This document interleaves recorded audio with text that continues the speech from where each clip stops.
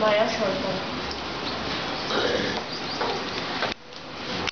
সরকার মায়া সরকার শুক্লা সরকার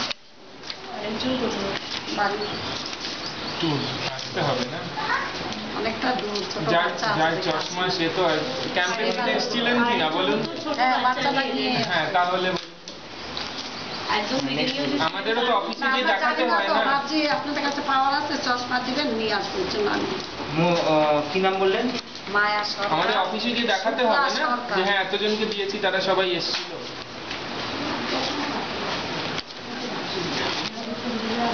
মায়া সরকারের